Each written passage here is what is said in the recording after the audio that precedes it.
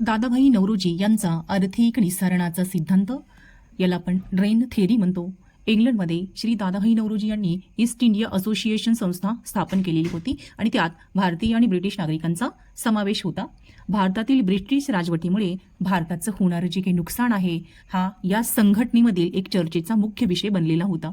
दादाभाईंनी त्या सभेमध्ये मांडलेल्या विचारांमध्ये एक विचार असा होता की ब्रिटिशांनी चालवलेल्या भारताच्या आर्थिक शोषणाशी तो संबंधित होता आणि हाच त्यांनी मांडलेला निस्सारण सिद्धांत आहे.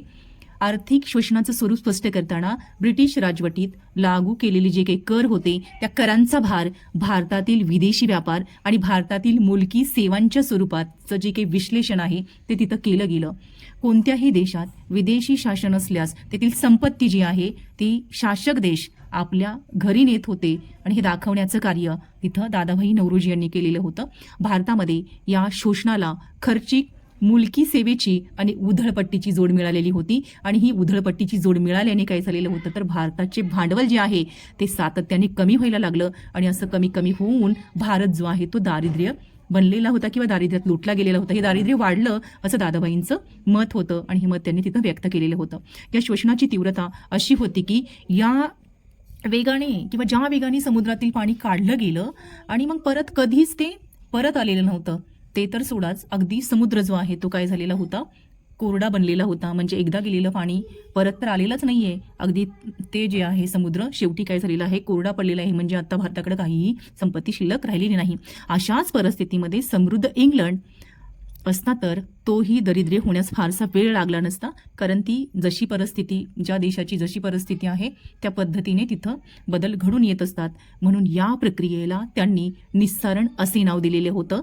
म्हणजे थोडक्यात काय, समुद्राचं पाणी वाहून नेलं गेलं आणि परत ते रिटर्न कधीच आलं नाही. त्यामुळे समुद्र जो आहे तो कोरडा पडलेला होता. Even and ocean if it loss some water every day which never return to it would be dried up in time. Under similar conditions, wealthy England even would be soon reduced to poverty. आता निस्सरणाचं स्वरूप कसं होतं आणि त्याची कारणे काय आहेत हे आपण इथं बघूयात. दादाभाई नौरोजींनी जे काही वर्णन केलेलं निस्सारण होतं त्याचं स्वरूप आणि त्याची कारणे जी आहेत ती आपल्याला या कोष्टकामध्ये दिसत आहेत. आता निस्सरणाचं स्वरूप आणि कारणे आणि त्याचे काही परिणाम आहेत ते बघूयात. निस्सरणाचं स्वरूप, सुरुवातीला पण भारताचे राष्ट्रीय उत्पन्न आणि ह्या राष्ट्रीय उत्पन्नाचं म्हणजे थोडक्यात भारतामधली जी काही संपत्ती आहे स्वरूपामधले भारताकडून इंग्लंडमध्ये होणारी वस्तूंची निर्यात जी आहे त्या निर्याती पाठीमागचं कारण काय होतं तर ब्रिटिशांकडून ह्या संपत्तीचं निस्सारण केलं. त्याचं हे कारण आहे. म्हणजे संपत्ती जी आहे ती काय केली गेली, भारताकडून इंग्लंडकडे पाठवली गेली. आणि निस्सरणाचा परिणाम काय झाला तर मग भांडवलाची कमतरता जी आहे ती भारतामध्ये जाणवायला लागली. निस्सरणाच्या स्वरूपामध्ये निर्यात, नफा आणि मोठ्या प्रमाणावरील वार्षिक गुंतवणूक जी आहे या पाठीमागचं कारण म्हणजे काय तर 1857ला भारतीय अर्थव्यवस्थेवर ब्रिटिशांचे प्रत्यक्ष नियंत्रण निर्माण झालेलं होतं. म्हणजे ब्रिटिशांनी त्यांचं वर्चस्व जे आहे ते प्रस्थापित केलेलं होतं आणि याचा परिणाम असा झाला मग उत्पन्नाची जी आहे ती विषम वाटणी झालेली होती. म्हणजे इंग्लंडकडे मोठा हिस्सा उत्पन्नाचा गेला आणि भारताकडे मात्र खूप कमी होता. खाजगी स्वरूपातील इंग्लंडला जाणारी मालमत्ता, यामध्ये मग निस्सरणाचं कारण काय तर वाढता प्रशासकीय आणि लष्करी खर्च इथं भारतीयांना करावा लागत होता आणि त्यामुळे संपत्तीचं काय होत होतं, निस्सारण होत होतं. म्हणजे संपत्ती वाहून नेली जात होती. याचा परिणाम शेतमालाच्या किमती ज्या आहेत किंवा शेतमालाच्या वाढत्या किमती, म्हणजे किमती काय झालेल्या होत्या तर वाढलेल्या होत्या. कारखानदारी वस्तूंची खरेदी, याचं कारण म्हणजे आशियात साम्राज्य विस्तार करण्यासाठी संपूर्ण भारतवर नियंत्रण प्रस्थापित करण्याची गरज निर्माण झालेली होती. आणि मग याचा परिणाम असा झाला की भारतामध्ये मोठ्या प्रमाणात काय झालं तर दारिद्र्य वाढलेलं होतं. कुटुंबाच्या देखभालीचा खर्च, तर कुटुंबाच्या देखभालीचा खर्च करत असताना त्या संरचनात्मक विकास असेल, मग प्रामुख्याने रेल्वेचा विकास त्यांनी घडवून आणण्याची तिथं मोठ्या प्रमाणामध्ये आवश्यकता होती. आणि मग याचा परिणाम असा झाला की वाढती आयात आणि घटती निर्यात, आयात मोठ्या प्रमाणात वाढत होती भारतामध्ये आणि निर्यात मात्र काय व्हायला लागलेली होती, घटायला लागलेली होती किंवा तिचं प्रमाण कमी झालेलं होतं.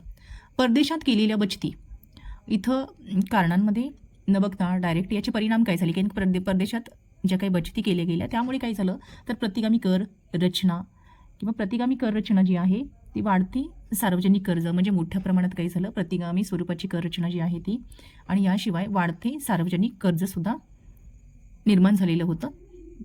अगदी जसं परदेशात केलेल्या बचती होत्या अगदी त्याच पद्धतीने गुंतवणुकीतील नफा लाभांश जो आहे त्या बाबतीत सुद्धा तसाच परिणाम घडून आलेला होता. नेक्स्टला मग परिणामामध्ये मग देशी बचत आहे आणि गुंतवणुकीचं काय झालेलं आहे, ऱ्हास घडून आल्याचं दिसतं. नैतिक आणि बौद्धिक निस्तारण झालेलं होतं.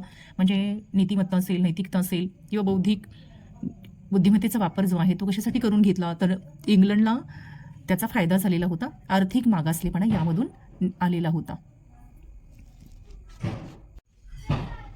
दादाभाई नौरोजी यांचा आर्थिक निस्सारणाचा सिद्धांत हा बघत असताना निस्सारणाचं स्वरूप कसं होतं ते इथं आपण बघूयात. तर ब्रिटिशांच्या अनियंत्रित जुलमी व्यवस्था होती आणि या जुलमी व्यवस्थेमुळे भारताची उत्पादन क्षमता जी आहे ती खूप कमी झालेली होती किंवा क्षीण होत गेलेली होती.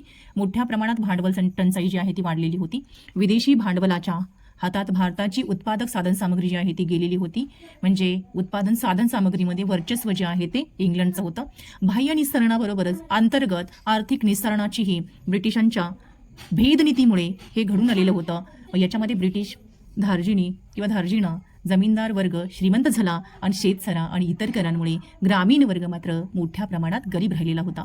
ब्रिटिशांनी भारतीय मानवी साधनसंपत्तीचं आणि त्यांच्या कौशल्याचं खूप मोठ्या प्रमाणात इथं शोषण केलेलं होतं.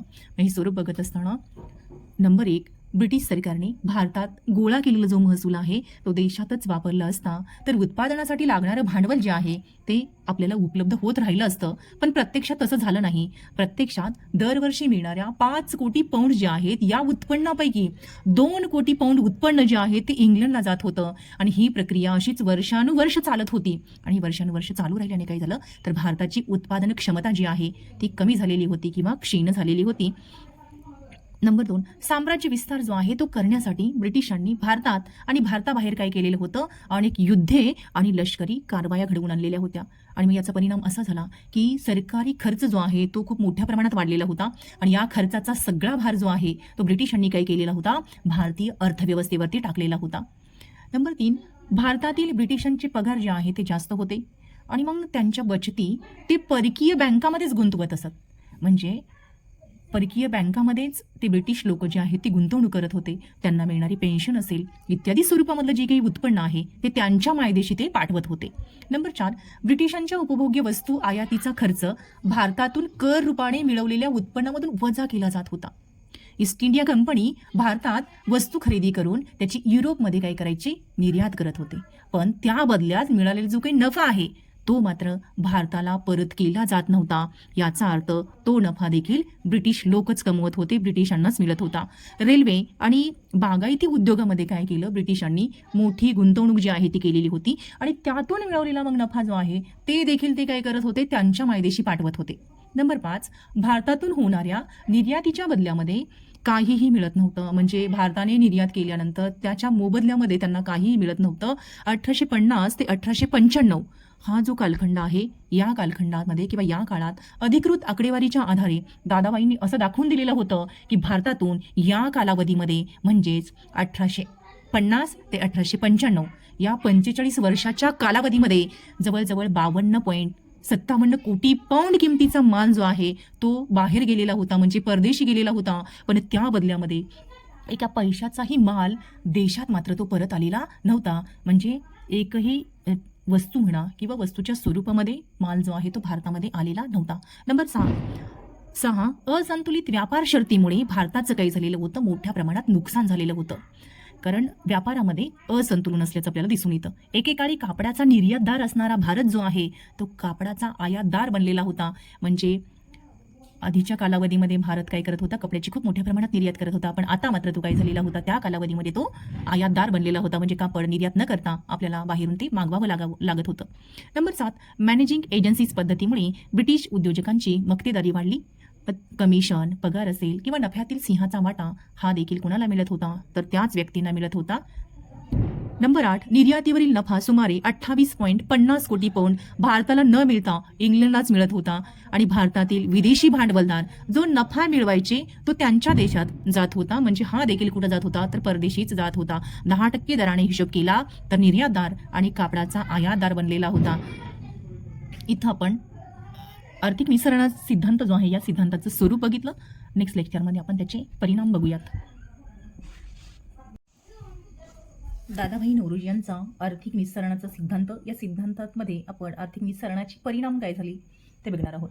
प्रसिद्ध अर्थशास्त्रज्ञ J.S. मिलने आपल्या हिस्ट्री ऑफ इंडिया या पुस्तकात भारताच्या शोषणाचं वर्णन त्यांनी त्यांच्या शब्दात असं केलेलं होतं, हे निस्सारण म्हणजे राष्ट्रीय उद्योगाच्या शरीरातून रक्त काढून घेण्यासारखं आहे. पुढे कितीही खुराक दिला तरी ते भरून निघणं शक्य नाही. म्हणजे ज्या पद्धतीने एखाद्या व्यक्तीच्या शरीरातून रक्त काढून घेतलं जातं आणि परत त्याला ते रक्तवाढीसाठी कुठल्याही पद्धतीचा खुराक दिला जात नाही, म्हणजे खाद्य जे आहे ते दिलं जात नाही. अगदी त्या पद्धतीने कशाचं वर्णन केलेलं होतं, तर भारताच्या शोषणाचं म्हणजे निस्सरणाचं वर्णन केलेलं होतं. हे J.S. मिल यांनी केलेलं होतं. नेक्स्ट ना, स्वातंत्र्यानंतर एवढी वर्ष झाली असली तरी देखील त्या विधानाची सत्यता आपल्याला जाणवते. दादाभाईंनी स्पष्ट केलेल्या निस्सरणाची प्रक्रिया इतकी स्पष्ट आणि उघड होती की अनेक ब्रिटिशांनीही ती मान्य केलेली होती. जसं की मग उदाहरणार्थ जेम्स वेस्टलँड यांचं म्हणणं असं होतं की मुंबई आणि कलकत्त्यातील व्यापार उद्योगासाठी ज्याचा उपयोग झाला असता, असे सुमारे 1.5 कोटींचं भांडवल जे आहे ते ब्रिटिश व्यापाऱ्यांनी वापरलं. मॉन्टगॉमेरी मॉर्टिन यांचं म्हणणं असं होतं की ब्रिटिशांची समृद्धी आणि भारतातील दारिद्र्य आपल्या चटकन लक्षात येतं. दरवर्षी निस्सरण जे आहे ते 30 लाख पाऊंड इतकं गृहीत धरलं, तर 30 वर्षामध्ये ते 12% दराने 72 कोटी इतकं, एवढं प्रचंड ती मोठी रक्कम झालेली होती. आणि एवढी सगळी रक्कम जी आहे ती ब्रिटिशांनी त्यांच्या मायदेशी नेलेली होती. विशेष म्हणजे मॉर्टिन यांनी गृहीत धरलेली रक्कम जी आहे ती 30 लाख पाऊंड, पण प्रत्यक्षात त्या शतकाचा आपण शेवट बघितला, 18वे शतक, तर त्यावेळेस ती 3 कोटी पाऊंड इतकी वाढल्याचं दिसून आलं. म्हणजे त्याच्यामध्ये भरमसाठ वाढ झालेली होती.